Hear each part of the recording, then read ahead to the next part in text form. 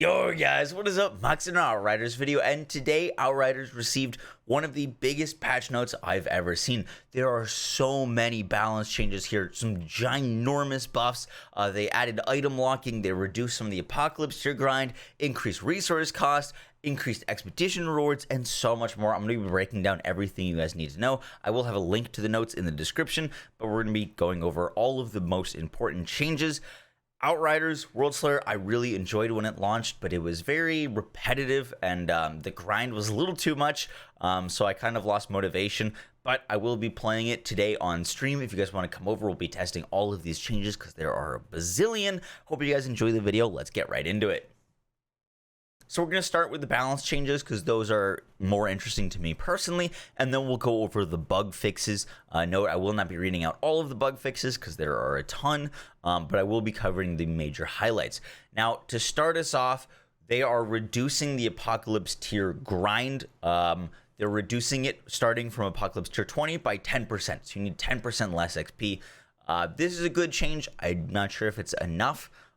Just because the Apocalypse grind is brutal. I played the game for like 2-3 weeks straight without ever reaching max tier on a character, which is a lot of grinding. That's a lot of grinding, especially when you're only doing one activity over and over and basically just killing the final boss.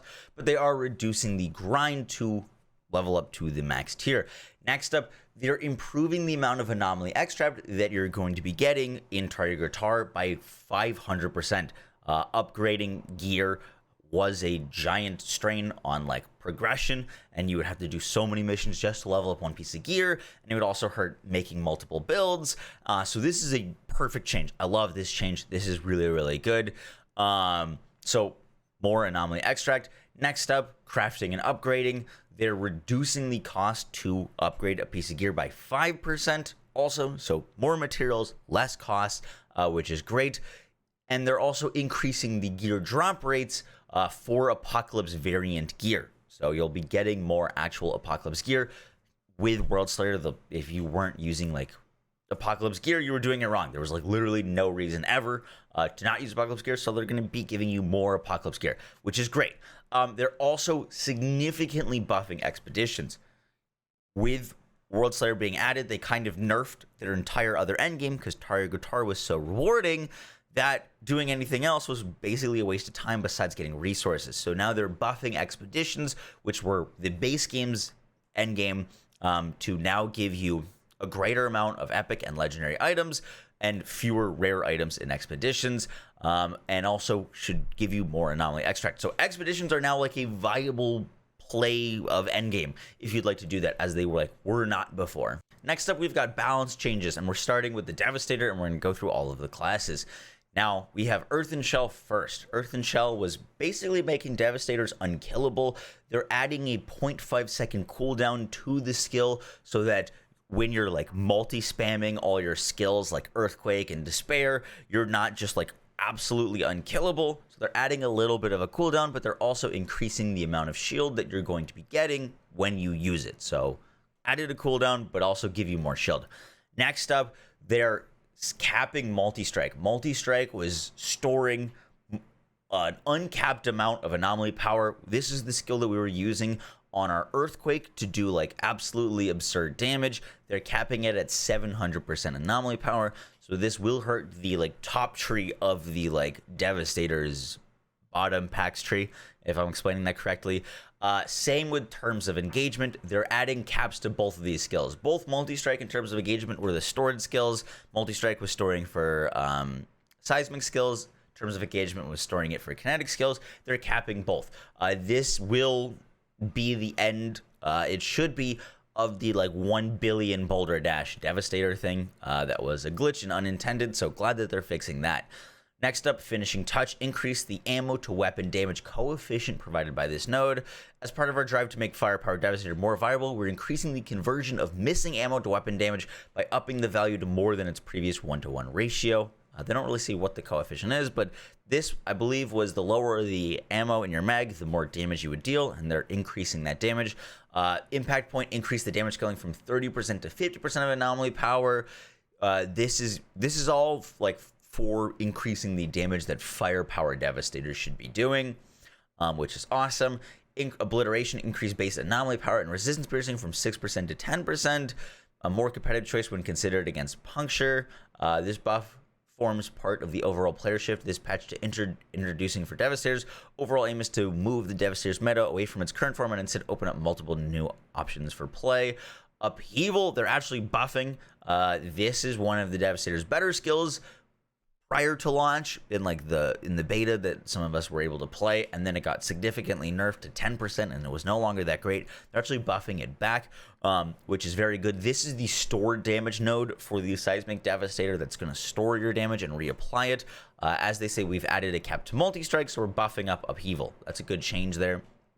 Next up, they fixed the skill Elitism, which apparently wasn't properly working, and reduced the cooldown of it activating. Elitism is going to increase the damage you do against elites by 30% and also reduce the incoming damage from elites.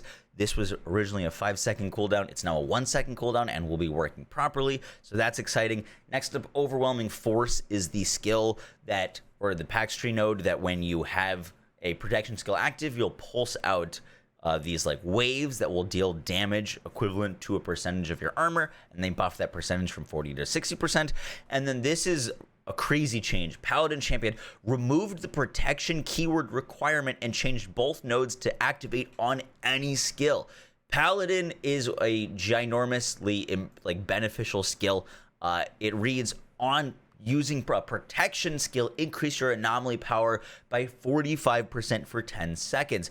We were having to use either Golem or the Bullet Reflect to activate Paladin, and now on any skill activation you will be getting that 45% anomaly power. This is a crazy change and genuinely is a good one because it'll open up a lot of build diversity, because that's just so much anomaly power that we can now use another skill besides like Bullet Reflect, for example, because any skill is going to give us the ginormous anomaly power increase. Next up, Mighty Tank increased the percentage cap from 40 to 50% for both anomaly power and firepower. We're raising the ceiling for Warden's Devastator so that they can reap more benefits from fully committing to armor stacking. Next up, big nerf to Despair. It's going from 100% multiplier to 30%. This is very interesting because it'll open up the possibility to not use Gravity Leap. I still think it's going to be worth, because 30% multiplier is still really good, but Despair was giving Devastator nutty bossing potential. Devastator was genuinely one of the fastest boss killers with Despair, with the multi-strike Upheaval combo.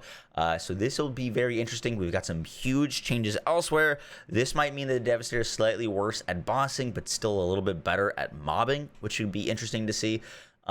Bullet Acceleration increased the base damage from 33 to 60. The strong Finest increased damage to the enemies with the highest HP from 50% to 70%. These are all like base tree changes. Next up, we've got a Bannerlord set buff. This set was the new set that was just absolutely losing to the Seismic Devastator set.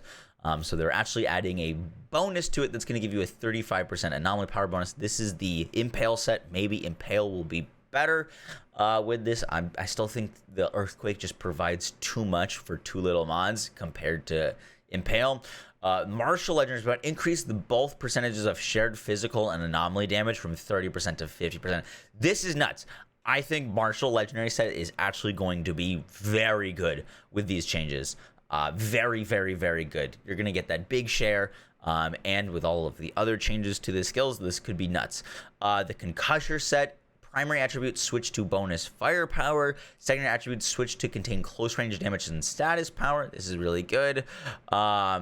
This set, I tried it. It was bad. It was just flat out bad. It was initially designed as an anomaly power bruiser, but progression layers with certain Pax nodes were not cooperating with the set's premise. We have decided to shift the set to both support firepower builds in the same way the Death Brew set might, but for both of these sets, damage is generated primarily from armor stacking the set's bonus effect. This changes for the Concussor set should also unlock better synergy with the Pax nodes through the Overwhelming Force path. Statue set, item now provides bonus firepower instead of max health. This is amazing. Fundamental changes made to any gear may not apply to existing items, so basically you need to go get new ones. So statue set should be a better firepower set because it'll now actually give firepower instead of max health. And then we get to Technomancer. Like, crazy amount of changes. Like, they're literally shifting up everything in this game, and that was just the Devastator. Next up, we've got the Technomancer, and we're starting with a change to lethal devices, which is a nerf. Lethal devices was an absurd damage skill. It was giving like turrets a point, like 10% of your anomaly power on every shot added as base damage, which was insane. And they're adding a small cooldown to that, so lethal devices should be a little bit less crazy. Next up, they're buffing Twin Reaper. This was the echo skill. When you shot a sniper, you had a chance to do like a percentage of your damage of that sniper shot again, and they're buffing that from 25% to 35%. This is a good change. Snipers can be crazy, but they're definitely harder to put together than some of the other builds, so making them stronger is always good. Kinetic Converter, they're reducing the cooldown from 5 seconds to 1 second. I like this. Kinetic Converter was the skill that when you had hit a headshot with your gun, if you overhealed with it, you would give players around you basically more damage, and it was 30% more damage, and they're making that from 5 seconds to 1 second. So you can constantly be healing people and yourself and providing more damage, which is good. Next up, Hasten Influences. Increase the cooldown reduction from 0.5 to 1 second. This was reduce the remaining cooldown of one of your skills by now 1 second for every status removed by you or applied to an enemy by any player. Burrowing Charge. Burrowing Charge was the critical shots inject enemies with an explosive charge, dealing 250% of your anomaly power. They reduced the cooldown of this. And then this is the biggest change, personally, in my opinion, for the Technomancer. Blightfire was not working properly. The Blightfire set was basically when you apply Toxic to an enemy, if you do a few stacks, you'll then apply Blightfire, which is a stronger version of Toxic. It had the potential to do some crazy dot damage, and Blightfire is going to be the dot damage build, but it wasn't working with Toxic mods. So if you had like Euthanizer on them, which would give you more damage to Toxic enemies, if they had been applied Blightfire, it wouldn't actually give them more damage. In fact, you would lose it. Mods weren't working. Their explanation is shit was broken, we fixed it. So Blightfire now is properly going to be working with Toxic multipliers, which is really good. And then their Downpour legendary set, they increased the cluster scaling from 100% to 150% anomaly power. Next up, Pyromancer. So for Pyromancer, they increased the cooldown reduction from 0.5 seconds to 1 second for Carbon Footprint. This is going to give you this red as each enemy hit by an immobilized skill reduces the cooldown of other immobilization skills. Effects Feed the Flames and Ash Blast, so more cooldown there. That's good. And then Carbonization, increased damage multiplier from 20 to 25%. This would, enemies that are hit by your immobilization skill would take more damage. They're going to take more damage from this. They're buffing the immobilized path, basically. So they were saying it was underrepresented, so they want to give it more use. They reduced the cooldown reduction from 4% to 2% for Convection. Convection was, they say it was launched in an undesired state with improper values. As a result of this, it has completely overshadowed the Arsonist path due to the positive feedback loop it generates. This was giving you like absurd cooldown on Pyro. We're shifting its nature slightly to chip away cooldowns instead of fully resetting them. Low cooldowns and skills on tap remain one of Outriders Worldslayer's key tenets, but launch day Convection went too far down this path. Next up, Arsonist. Reduced cooldown from 5 to 4 seconds. Arsonist read that activating skills has a 30% chance to reset all skill cooldowns with a 5-second cooldown. They're reducing this cooldown from 5 seconds to 4 seconds, basically to keep up with Convection, or now with Convection nerf to be good. Solar Flare increased critical damage per stack from 10% to 15%. This skill reads, activating skills increases your critical damage by 10% for 6 seconds, stacks up to 2 times. So now it's going to be 30% crit damage, which is very nice. Critical Mass, they're increasing the duration from 2% or from 2 seconds to 5 seconds. This is critical shots critical shots on marked enemies turn all shots to critical shots for 2 seconds. 2 seconds was just simply not enough. It was not viable. This is now actually going to be pretty good. 5 seconds of full crits is very nice.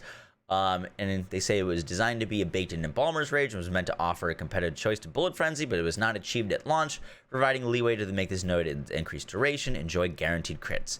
Master Exploder. This reads explosive skills damage is increased by 100% of your resistance piercing. This is getting nerfed in half. This was making Eruption absurdly strong and making resistance piercing even more important. They're nerfing this. We're committing to a power shift inside the branch, relaying power from Master Explorer into Trigger Sequence to make the Apex node an appealing choice. So Trigger Sequence is going to be better, but Master Explorer is getting nerfed. Backdraft, reduce anomaly power ramp per stack from 30% to 25%. Trigger Sequence has been overshadowed by the value brought by Backdraft. We are trimming a bit of power in Backdraft and compensating Trigger Sequence in order to make it a more desired node. And then we get to Trigger Sequence, increase damage ramp per stack from 25% to 30%. This was the skill that when you would activate like multiple earthquakes, they would get a buff, increase the damage of the next skill. So your next skill, every time you activate an earthquake, for example, or an eruption, is going to be getting 35% more bonus instead of 25%. So good changes there. Next up, Burnt Offering. They're increasing the damage ramp per tick from 10% to 20%. Wildfire and Conduction. Were skill tree nodes being affected players were pushing the limits of their cooldown reduction. So they fixed a bug. These were not working as intended. Were being diminished by the global cooldown reduction cap, was achieved rather easily in Worldslayer. Mark of the Anomaly. They're increasing the damage against marked enemies. Susceptibility. They're reduced the resistance reduction from 40% to 30%. We're introducing a systemic solution to resistance reduction mods, but susceptibility evaded that adjustment. We're amending that in order, so nerf there. The Reforged legendary set increased thermal bomb damage from 100% to 200% and feed the flames for 100. Wow, this is a ginormous change. The niche that the Reforged was filling was overtaken with the introduction of the Heatseeker set. We're therefore looking to differentiate them by making the Reforged play around big thermal bombs in comparison to the many thermal bombs that Heatseeker provides. So big damage with the Reforged for thermal bombs. And then the Torture set increased the damage share from 30% to 50%. This was a skill that when you would or the set bonus that when you would shoot with your Pyromancer rounds, enemies that were hit by the aura would basically share damage. It's going from 30% to 50%, which is really good. That might make firepower Pyromancer be able to keep up a little bit better with clear speed, which is really nice that there's big damage share. Next up, we get to Trickster. And lastly, we've got the Trickster, and we're starting out with Quantum Entanglement. By the way, a lot of these changes for Trickster are aimed at making the FP Trickster a little bit better and improving some of the off-meta Trickster combos. So Quantum Entanglement was the, all enemies in close range would share damage that you would deal. They're buffing that from 20% to 30% to kind of compete with the Time Rift Pain Transfer setup. Next up, Special Tactics. They're increasing the duration of this. This was the skill that will, as you would damage elites, you'd build up more damage to elites, but it would decay very quickly, so they're increasing the duration of it so that you can keep that up. Cheap Shot, they're increasing the debuff duration and armor shred. This was the skill that when you would melee an enemy, you would shred their armor / resistances, so that'll be better. Spectral Spike, this was the skill that would be stacking a ton of damage every time you would damage an enemy with the damage skill. It would grab up, increasing your damage of your anomaly damage that you would deal to them up to 750%. They're reducing the cooldown of it so you can stack it up faster. I'm super interested in this. I messed around with it before, and I was having Spectral Spikes hit for 30 million. The fact that it'll be stacking faster means that you'll get to those big damage numbers quicker. So that's super interesting. Next up, Temporal Blade. They're reducing the cooldown of Temporal Blade, which is very nice, just less cooldown. Wind Slash, they're increasing the base damage for Cyclone Slice. Slow Trap, they're reducing the cooldown of. And then the Terminal Velocity legendary set, they're buffing the weapon damage bonus from 60% to 80%. Firepower Tricksters are underperforming in comparison to Anomaly, and we wanted to give the Terminal Velocity set more damage, which is very nice. Next up, we've got some all-class changes. Next up, we've got all-class changes for legendary sets. They're fixing the Maxwell's Demon legendary set, which is the AR set that would light yourself on fire to account for total firepower instead of just bonus firepower. The Trigger Twitch set, which was the pistol set, increasing the firepower coefficient from 40% to 280%, which is crazy. So big pistol build stonks. Mage's Rage was stacking too much. It was giving too much anomaly power, and you were able to swap weapons and keep the buff of Mage's Rage. They fixed that. Mage's Rage provided over twice of what it was supposed to give in terms of anomaly power. This will set it in the right place. Power-wise, it may feel significant that players were relying on Mage's Rage. So big change to Mage's Rage. Self-Med was giving full health restore every time you activated a skill. They're changing that. It'll no longer give you full health restore. They noted it was now 20% of your health instead of the buffing the original stated as 10%. No resistance against the fortified. They're reducing the conversion rate from 100% to 65%. This was a very like must-use kind of mod for getting a bunch of anomaly power based off of your